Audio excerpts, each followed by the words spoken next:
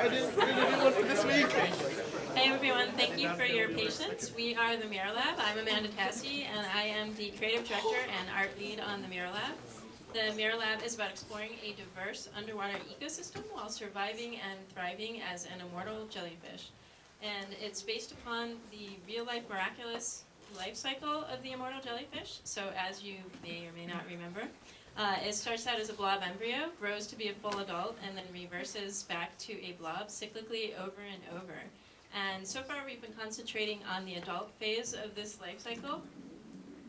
And the game takes place within an atoll, which is a circular coral reef island that grows around an underwater volcano. Hi, so my name is Will Hellworth. I'm the lead designer on Miralab, and I just wanted to talk to you about the movement and camera systems really quick, as one of the main challenges we've faced is creating movement for a fully 3D world where the player can swim up, down, left, right in their sort of final phase, which is the adult phase, which we're testing right now. The way we ended up handling it is by taking inspiration from how jellyfish move in real life and orienting themselves along the sort of top of their bell.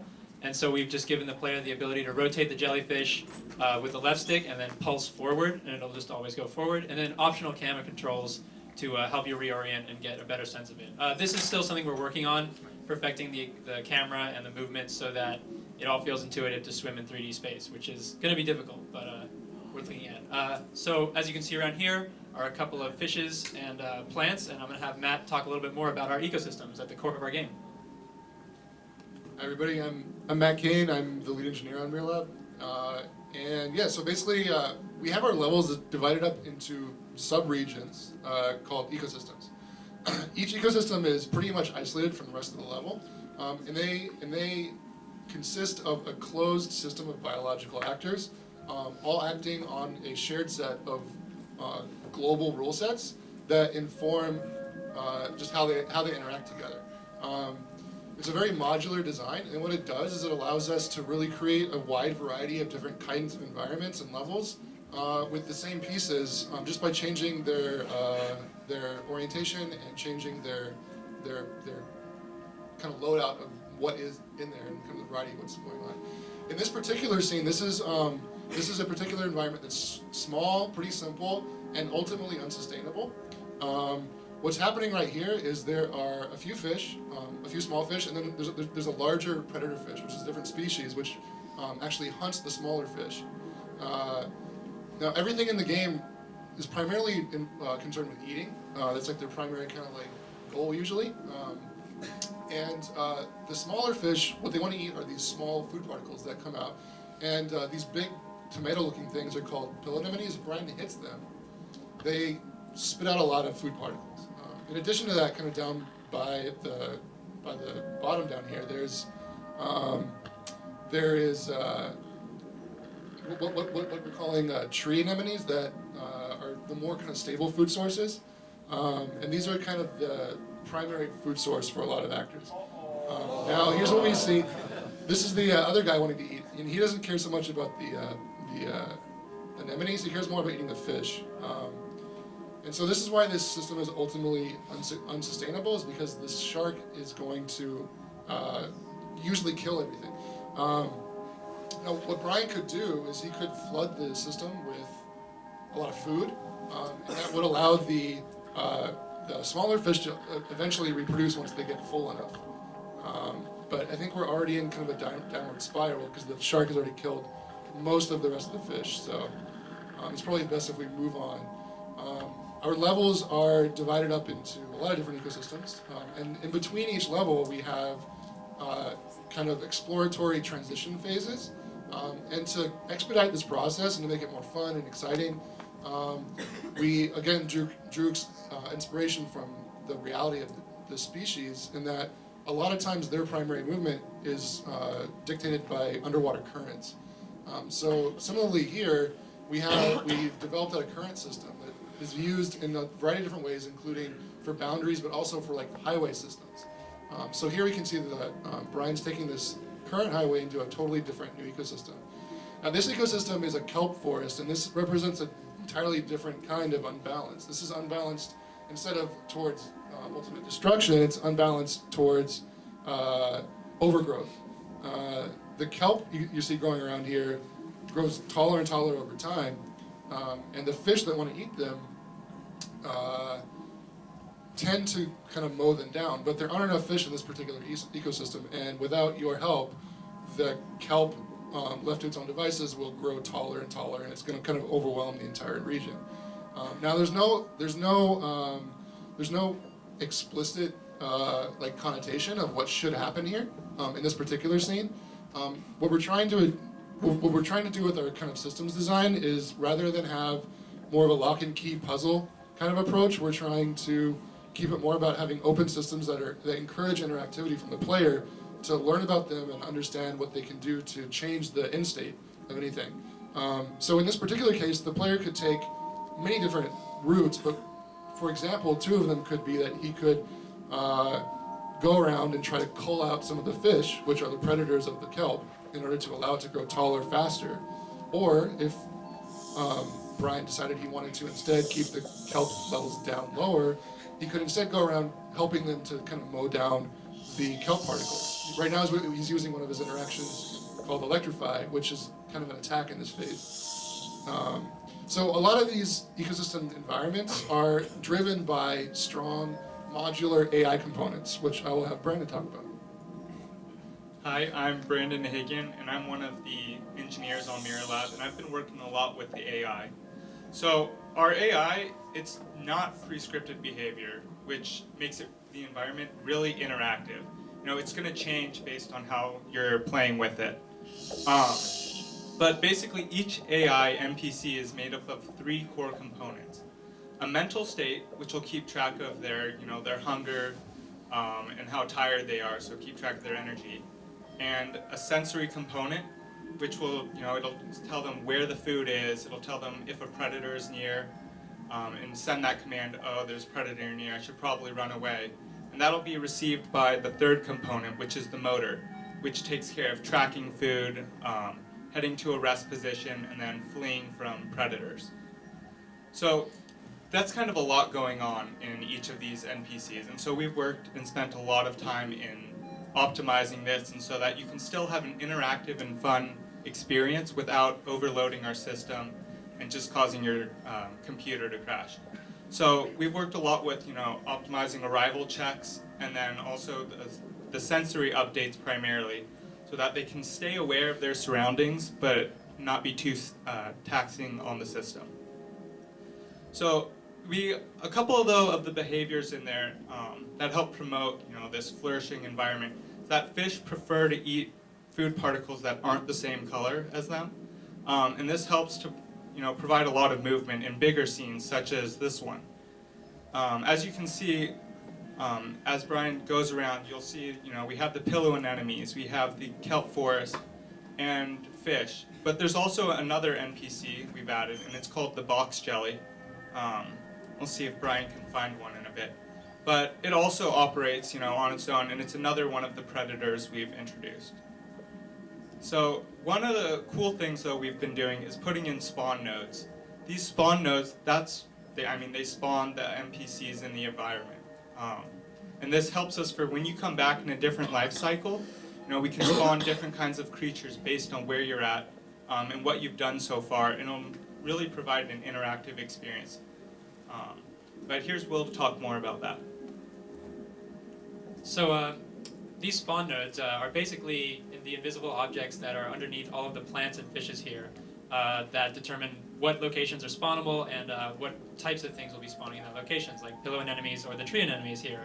And I wanted to talk a little bit about what we're going to do moving forward as we're coming to the end of this scene.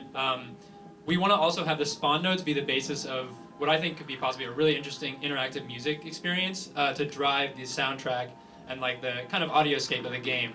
That would basically entail associating different musical loops with different static actors like these tree anemones and the pillow anemones, and then having their population density kind of determine how the music is played. Right now we just have a couple pieces of audio to suggest the tone of it, but that's something that we're going to be working on coming up this next semester.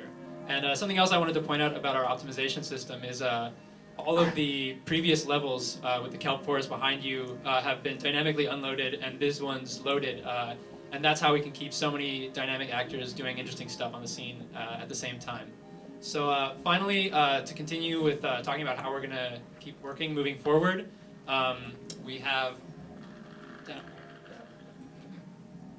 So as you may have seen, we were encroaching upon a box jellyfish for a moment. It's 10 part right now, so it looks a little like our guy. Let's see if Brian can find him again. Eventually, just keep your eye out for that box jellyfish. So our design inspiration and philosophy takes inspiration from creatures, ecosystems, and environments that we studied from marine biology. And so basically what we do is we've been taking these inspirations, doing a little bit of research on them, and then running them through our creative team laboratory so that they can evolve in a playful, otherworldly way, which provides the player with a new take on them, and a new take on a way of viewing natural systems. So our idea for this is that we want to inspire curiosity and interest in marine biology rather than presenting the science in a didactic or boring way.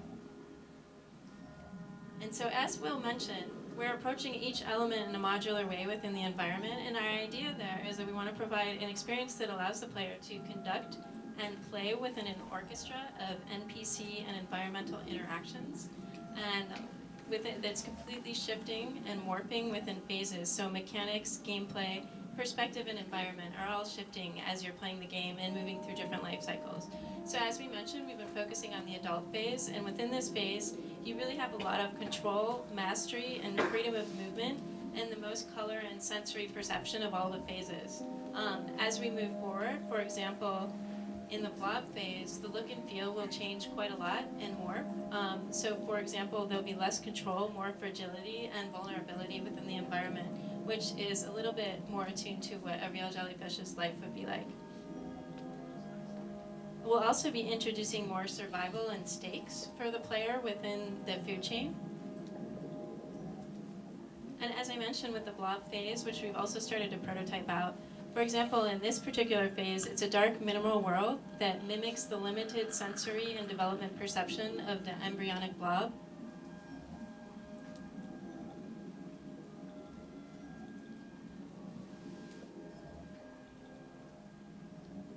Hi, I'm Tanya, and I'm the producer on Miralab. On the production side of things, we have really streamlined our pipeline recently to provide efficiency, and we do this in the form of having a creatives meeting once a week, following that up with a production meeting where we can actually discuss it and see how feasible it is within our production timeline. Additionally, we've been using a lot of really good software like Shotgun, which is actually used a lot in the industry, which gives us a lot of experience with professional software.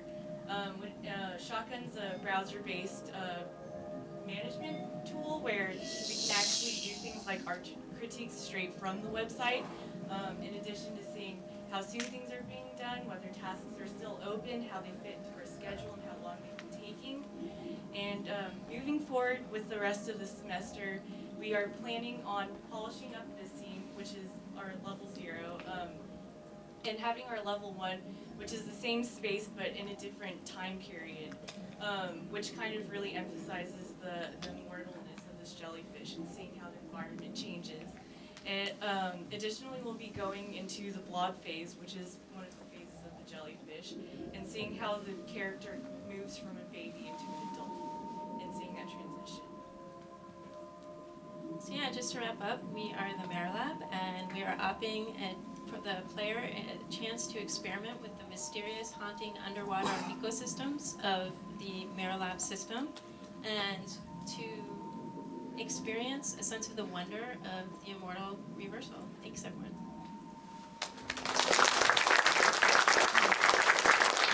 We can take some questions if there are any.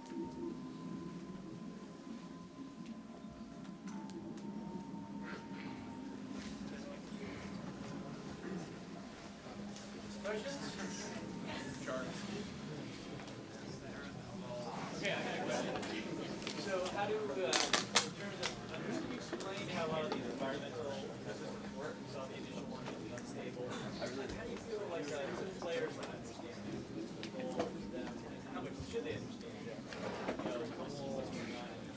So our method for that is these scenes that we're developing midterm, our level 0, is actually kind of like the Super Metroid style of design, of where you give the player all of their powers first, and then you take it away for the actual first level. So this is actually really non-linear and explorative, and not goal-driven as our level 0, just kind of exposing everything and what Miralab is about. And then our level 1, which we're working for, will be in a much more controlled, like not puzzle, but sort of interaction-focused environments, that each environment, like you're seeing this meadow here and the one before that and the first one, will have kind of an actor that's the star of that environment. And we'll, starting with level 1, then actually introduce the environment piecemeal, actor by actor, with kind of focusing on interacting with them and using them to solve puzzles. And that way we hope the player will get like a very strong understanding of the environment, and be able to meaningfully affect it in ways that they want.